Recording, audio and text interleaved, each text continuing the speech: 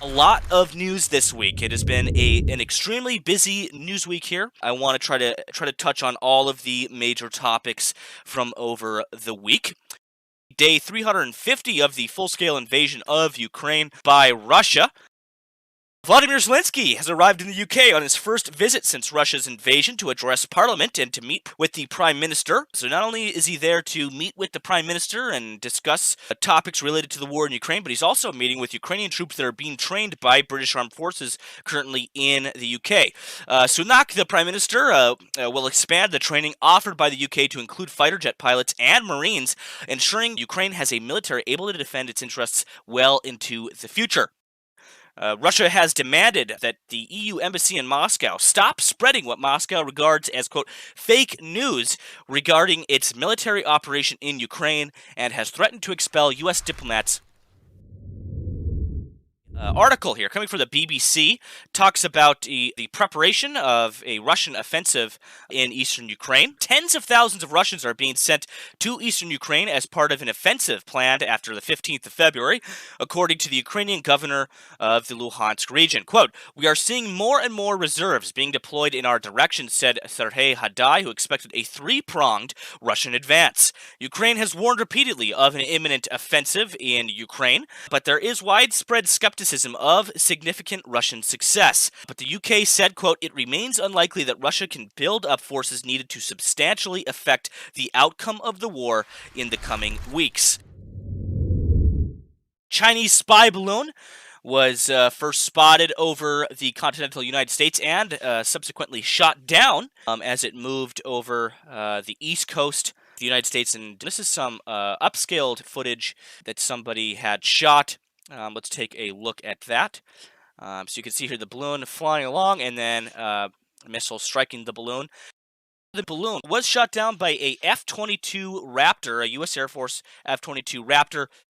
You can see here pictures on screen of them recovering that balloon debris out of the water. This was not the only vessel that was involved in the recovery. There were many different vessels that were involved in the recovery of that balloon. Quote, "The balloon was being used by the PRC, aka the People's Republic of China, in an attempt to surveil strategic sites in the continental United States. It was brought down above U.S. territorial waters," said Defense Secretary Lloyd Austin. And on Wednesday, President Biden gave his authorization to take down the Chinese surveillance balloon as soon as the mission could be accomplished without undue risk to civilians under the balloon's path. The U.S. intelligence officials believe that the recently recovered Chinese spy balloon is part of an extensive surveillance program ran by the Chinese military, according to multiple American officials familiar with the intelligence. There was another balloon spotted over Latin America, as well as various reports of other balloons spotted in different areas of the globe.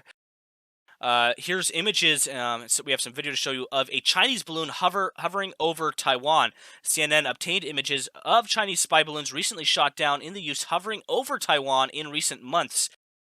Some other China-Taiwan news here. In recent weeks here, China has dramatically stepped up its drills and incursions off the coast of Taiwan. They've been flying both aircraft and sailing vessels into Taiwan's air defense identification zones, as well as their territorial waters. More than 11,000 people have been killed and thousands injured by a huge earthquake which struck southeastern Turkey near the Syrian border in the early hours of Monday morning.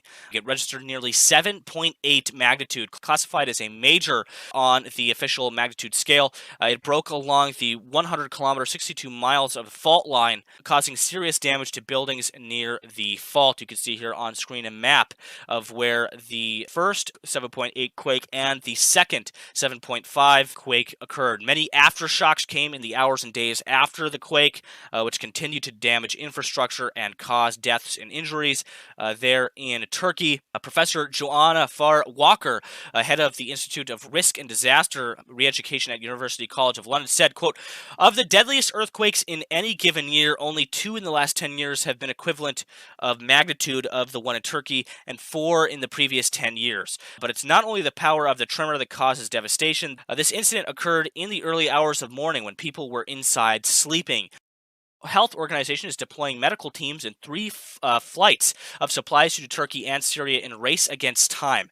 The World Health Organization is sending medical teams, 3 flights of medical supplies, including surgical trauma kits, to Turkey and Syria following the devastating earthquake this week. A, quote, high-level delegation is also on the way to the region to help coordinate the World Health Organization's response, it had said.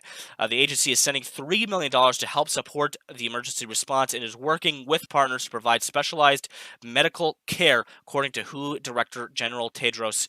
Another update here says UN says a road leading to only humanitarian aid corridor between Turkey and Syria is now accessible. The road leading to the only humanitarian aid border crossing between Turkey and Syria is now accessible after it was damaged by Monday's earthquake, a United Nations official told CNN Wednesday. Crews released toxic chemicals into the air from 5 derailed tanker cars that were in danger of exploding Monday and began burning it after warning residents near Ohio-Pennsylvania state line to leave immediately or face a possibility of death. The flames and black smoke billowed high to the sky from the derailment site late in the afternoon, about an hour after authorities said that the controlled release would begin. The slow release of vinyl chloride from the 5 rail cars into a trench, really, is what it was, that was then ignited, creating a large plume above the village of East Palestine, but authorities said they were closely monitoring the air quality.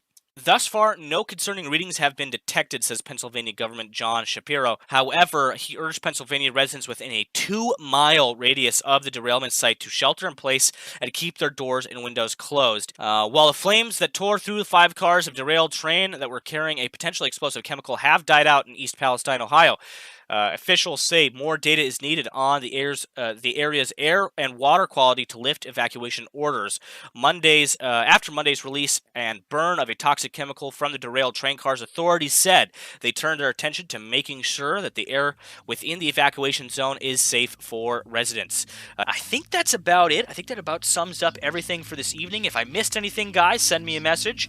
You can always PM me on Discord. You can always send me an email. I love reading your guys' emails. I read every comment. I read every message that's sent my way.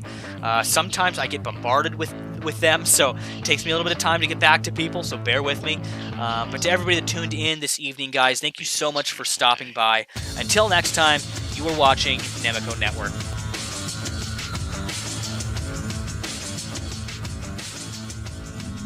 Nemico.